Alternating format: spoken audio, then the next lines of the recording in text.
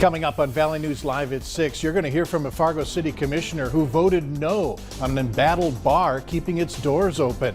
Plus, a look at how one school district is issuing free COVID rapid testing to students. And a look at two proposals for lawmakers on what to do with $1 billion sitting in North Dakota's bank. Valley News Live at 6 starts right now. This is Valley News Live at 6. Good evening, everyone. Happening right now, traffic heading south on I-29 is slowly starting to move after a two-vehicle accident. We're not sure what the cause of the accident is or the extremities of what's happening there at this time, but we do know that traffic was backed up as far as Luther Family Ford. We're working to bring you updates on this story. Stay with us on valleynewslive.com. We're hearing more tonight from the city commissioner who had the lone no vote yesterday in a Fargo bar's months-long battle to keep its doors open. Fargo commissioners voted to require the Africa Bar and Nightclub to either sell its liquor license within the next 30 days or have it revoked. But City Commissioner Tony Gehrig says he only voted no because he wanted the business's license to be revoked on the spot rather than giving another grace period. Instead of losing their license, they get to sell it for a massive profit. A $100,000 license on the open market that can be upwards of $500,000. That's a gift, and that's not how we should operate. It's not a commodity.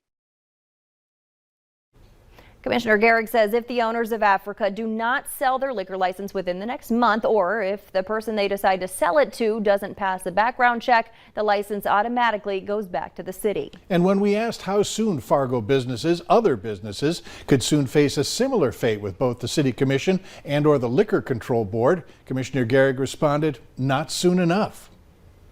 If you're not running the bar properly, you lose your license. I don't care if it makes you sad or not. That sounds heartless, but I'm sorry, that's not what we're here for. We're here for the safety of the public. Now, management at the Africa Nightclub declined to speak with our news team today. The West Fargo School District is now offering free COVID-19 rapid testing every weekday at various times and locations across the district. Today, Valley News Live got an exclusive look into how the clinics work. A district spokesperson tells us more than 200 tests have been during the first 2 days of the clinic. 10 of them have tested positive. It's about identifying those cases before they set foot in the school. So even if we have more positives, it doesn't necessarily equate to more exposures in school. Those clinics are funded by the State Department of Health and open to all students, staff, and families in the district. To see where the clinics are, go to our website, valleynewslive.com, and click on this story. Preschool operators and daycare owners here in the Valley say that the labor shortage is hitting them especially hard, and they're calling on state officials for assistance. At Bright Futures Learning Center in Fargo, they're telling us that they have a hard time competing with even fast food restaurants and coffee shops when it comes to wages. Because of that, it's becoming increasingly difficult for them to attract and retain qualified help. And many are experiencing staff shortages, meaning they're turning away dozens of families a week seeking their services. At Bright Futures, the waiting list for infant care, 2 years, and they're not enrolling more preschoolers until next August. The challenges are similar at Creative Minds Preschool in West Fargo. I feel a little bit sad knowing that there's so many children that are missing opportunities. Because childcare is foundational to strong, stable families and a world-class workforce. Now, late this afternoon, Choice Bank announced a new grant program to provide financial support to child care providers in rural areas in North Dakota. For more on that, check out our story online on valleynewslive.com. And also, be sure to watch Valley News Live tonight at 10 to learn more about the challenges facing this industry, along with possible solutions being discussed. To the forecast, a much drier day for many of us today. Hutch joins us with a first look. Hutch? Stacy, thanks so much. Good evening, everyone. You're looking south of Devil's Lake right now across Highway 2. You see a cloud out there producing a couple of showers earlier.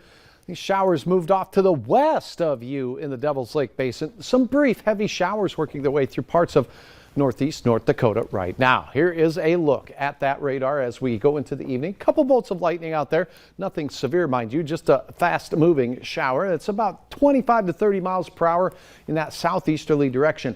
This will pass very close to you in Grand Forks, likely missing you just to the north. Manville, a better chance at seeing some of that. Grafton Park River showers continue for you. Temperatures are in the 60s for most of us. The warmest weather out to the west in the central Dakotas, where we have 70s. Lakes Country, low 60s. As we take a look at your forecast for tonight, things are looking pretty quiet with temperatures, falling down into those 50s as we head into the evening hours. I'll have your tea time forecast for tomorrow, and we'll look ahead for the rest of the week, Stacy, here in a moment. All right. Thanks so much, Hutch. The company that operates the Dakota Access Oil Pipeline is asking the U.S. Supreme Court to reverse a ruling which ordered an additional environmental review. Earlier this year, the Circuit Court of Appeals panel supported the argument that the project deserves an environmental review. The study will determine whether the U.S. Army Corps of Engineers reissues a permit for the line to cross the Missouri River in south central North Dakota. North Dakota lawmakers are already trying to adjust a bill they passed a few months ago, but there's $1 billion on the line. Last session, the legislature capped a small group of state leaders, including the governor, at $50 million of federal aid spending. But the American Rescue Plan is $1 billion, and now it's stuck in the Bank of North Dakota. North Dakota received $1 billion back in the spring, but they have until 2026 to actually spend it. Lawmakers just introduced two bills, both different options, which could lift that ceiling and free up some of that money. There was a lot of unhappy people in the legislature. A lot of people thought, it was just the emergency commission, it was just the budget section spending $1 billion. So that was really our main priority during our most recent legislative session. How do we get the legislature involved when there's this much federal money coming in? So far, a state committee has endorsed the option of using the cut of the general fund over the set $75 million cap. However, members of that committee say the issue will likely continue to be debated for years to come. A 79-year-old woman has died in a house fire. Becker County authorities say it happened Monday morning on 120th Street in Frazee. The victim was identified as Dolores May Lubitz, and there's still no word on the cause of that fire. A couple of prowlers were caught on camera looking to break into cars. Happened around the 4300 block and 54th Avenue South in Fargo. That's near Walmart. Neighbors say the masked men biked up and down the neighborhood, stopping in driveways and shining a flashlight into vehicles, hoping for an unlocked door and maybe some expensive items left behind. One car was broken into and a woman's purse was stolen. Blair Witton is out of jail. The 28-year-old is accused of running over graves at her ex-boyfriend's funeral, spray painting a Fargo church's Jesus statue, and threatening to burn down someone's house. She was charged with 3 felonies and 6 misdemeanors in a 2-month span over the summer. Her bail was originally set at $20,000 cash, but was reduced during a bond hearing this morning. A Grand Forks County man is facing charges for doing poor, unlicensed contract work at 2 different Ransom County businesses, then demanding thousands in return. Brandon Ferguson is charged with construction fraud as well as disorderly conduct. Authorities say court documents say Ferguson did work for a Gwinner, North Dakota business, agreeing to one charge but sending a bill for much more. Ferguson does not have a license to work in North Dakota.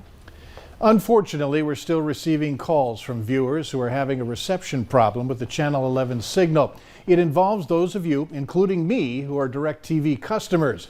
DirecTV continues to tell us their equipment is not properly receiving our signal. While our signal is functioning normally, the equipment is not picking it up as it should. We hope you remain patient because we're working together to try and get this issue fixed as soon as possible. Later on Valley News Live at 6, the pandemic forced some of us to pay closer attention to our finances. We dive into some lessons we learned. Beautiful clear skies providing this view of the harvest moon. Imagine that with the harvester in tow there. Rick Craig, thanks for that beautiful shot from Nelson County. It was a chilly start to your day today, and we'll have complete details of what you could expect tomorrow and beyond right after this.